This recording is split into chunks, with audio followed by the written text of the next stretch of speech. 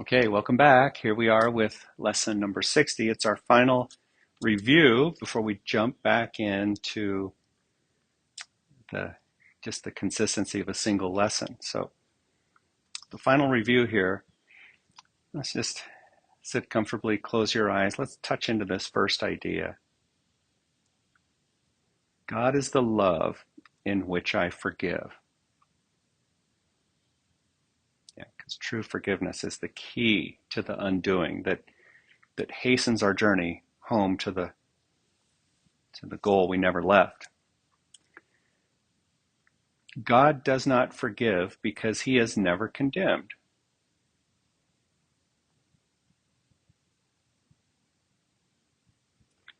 Which flies in the face of many religions. God does not forgive because he is never condemned. The blameless cannot blame, and those who have accepted their innocence are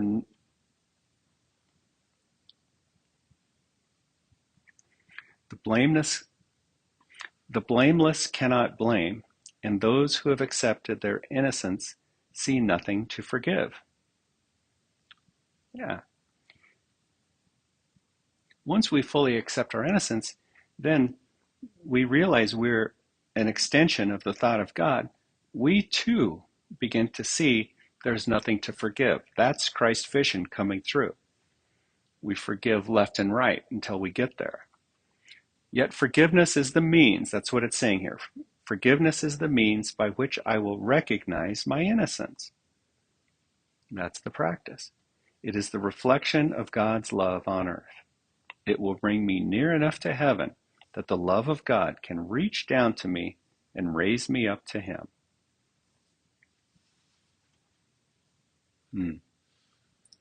That's a nice vision.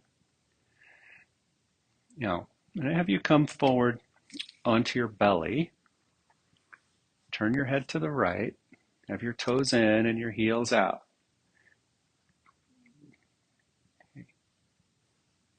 We've been doing some neck work up to this point, and this shape's not totally new to us.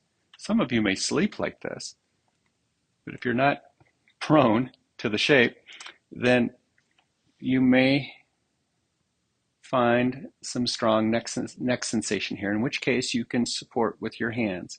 Typically, we support the shoulder on the side to which your head is turned. Recognize any tension, recognize any holding that helps you be sustainable in the shape, and see if it's safe to turn it off. Resting more and more in the shape. Here comes idea number 2. God is the strength in which I trust. It is not my own strength through which I forgive. It is through the strength of God in me, which I am remembering as I forgive. As I begin to see, I recognize his reflection on earth. I forgive all things because I feel the stirring of his strength in me. And I begin to remember the love I chose to forget, but which has not forgotten me.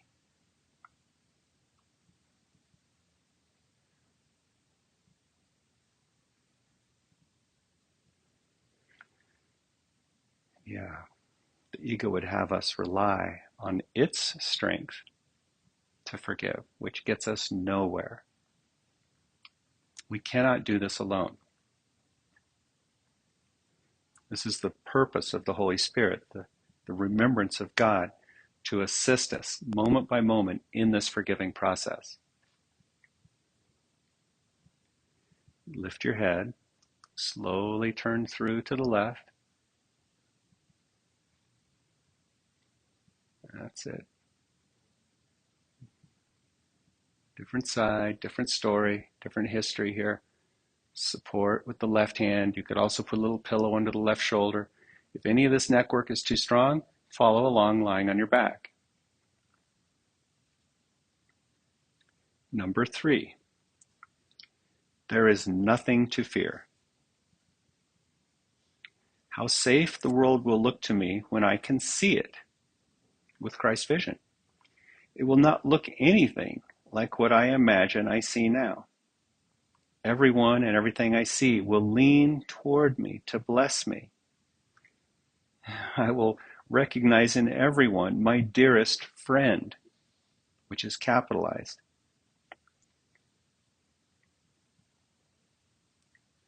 What could there be to fear in a world that I have forgiven and that has forgiven me?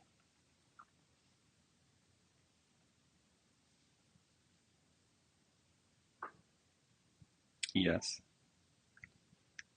everyone and everything I see will lean toward me to bless me.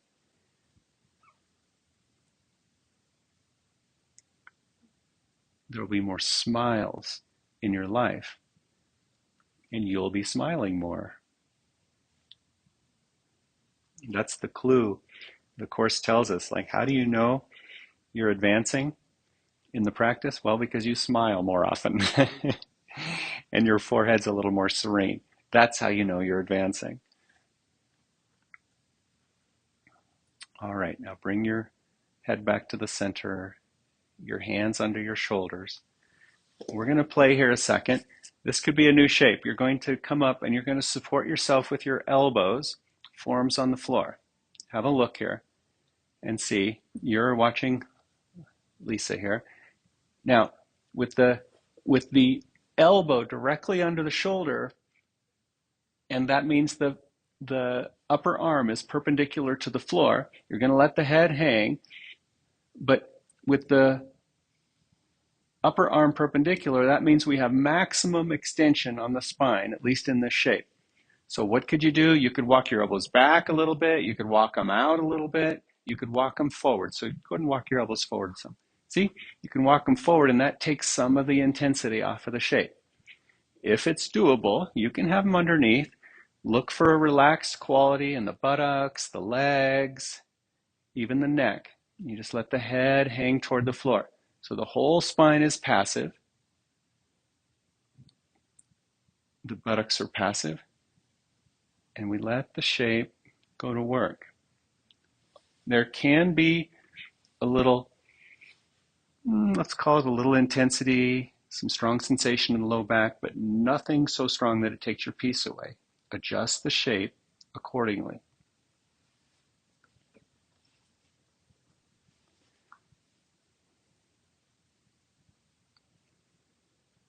Yeah. Now, just for the moment here, reflect back on the ideas that I've read so far. Does any one stand out?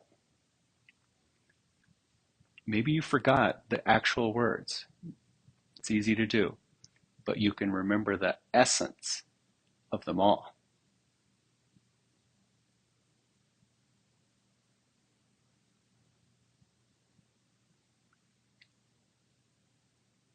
Slowly raise your head. Just bring your head up so that now it feels like your head and neck is more congruent with the shape.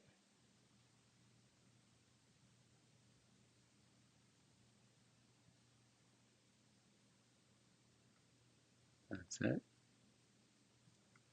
Come up to all fours. Let your head relax. All fours.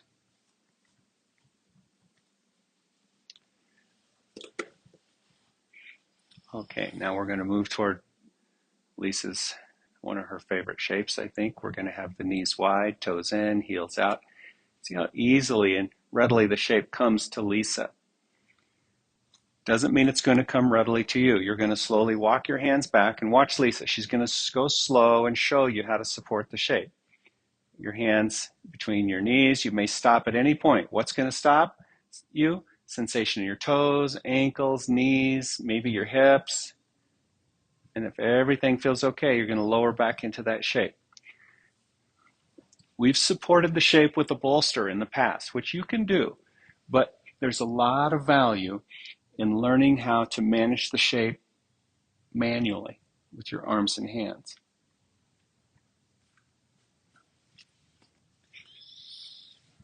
Okay.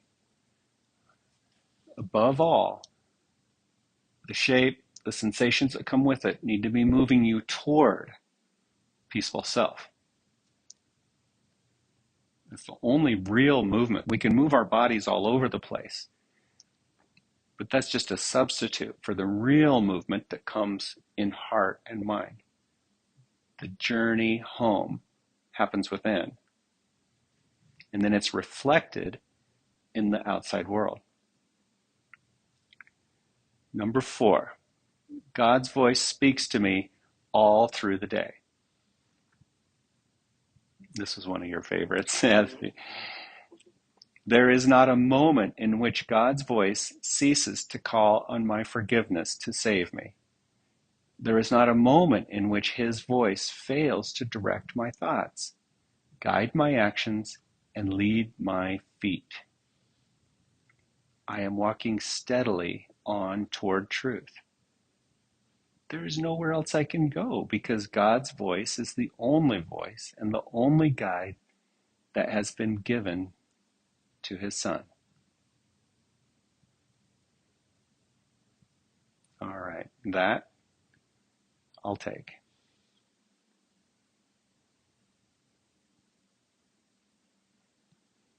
Let's take that idea and transition with your legs up on the wall and your head on your bolster.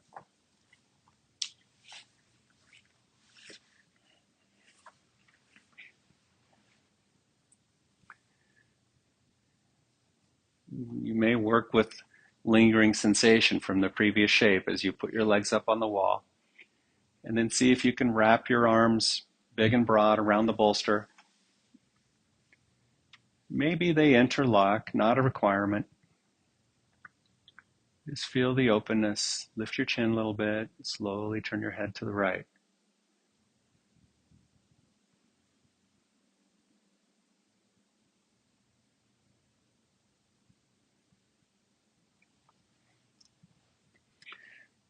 Before I read the 5th and final review idea here, I think I'll just go back and read each of the preceding ideas alone. Number 1, God is the love in which I forgive. Number 2, God is the strength in which I trust. Number 3, there is nothing to fear. Number 4, God's voice speaks to me all through the day.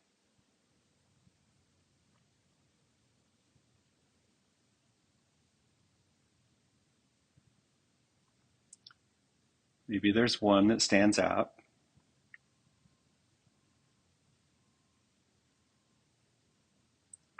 It's okay to let spirit alter the words a little bit. Let spirit come through. Perfection not required. Go for the essence, not the details. And slowly turn your head through to the left.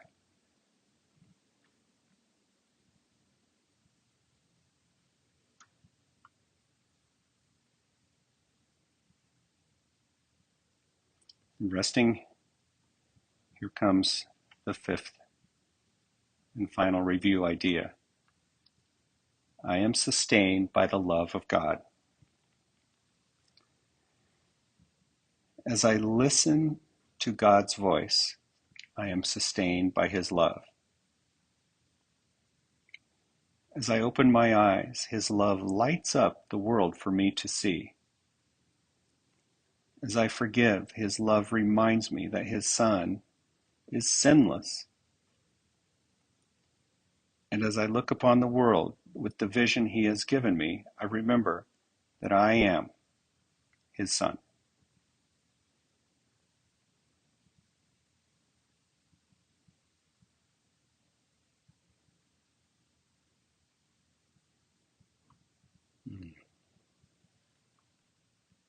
I am sustained by the love of God that speaks to me all through the day.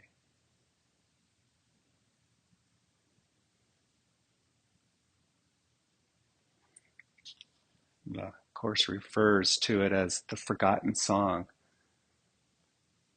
or the soundless song.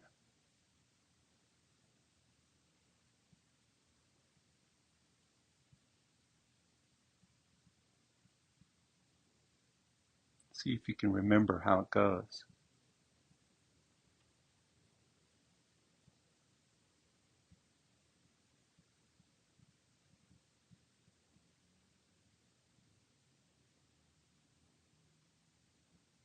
Bring your head back to the center.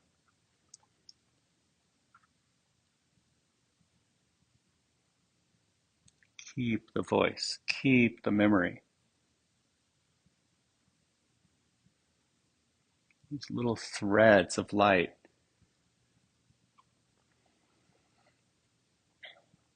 little memories of this beautiful, soundless, eternal song, the voice of God. They come through in instances, little threads, and those threads become more consistent until it becomes just like this rock solid connection that never stops. It never did stop. We just have to reunite with it.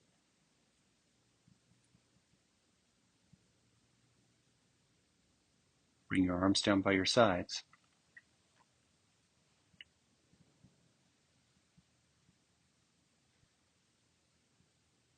And bend your knees and push yourself back.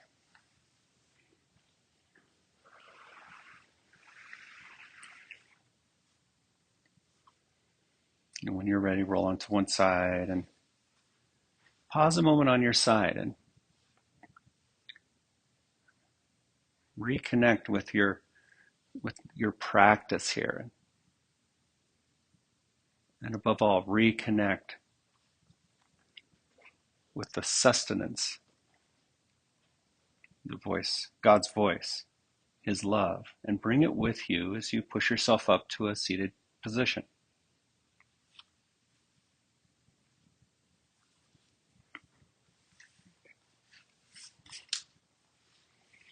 That's it.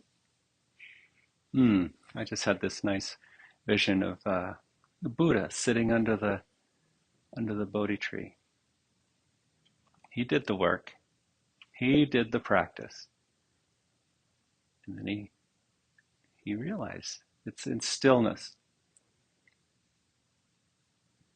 The body can be going about doing all its things, all the things that it needs to do in any given day, but now with the guidance, now with the soundless song alive and well in your heart and mind.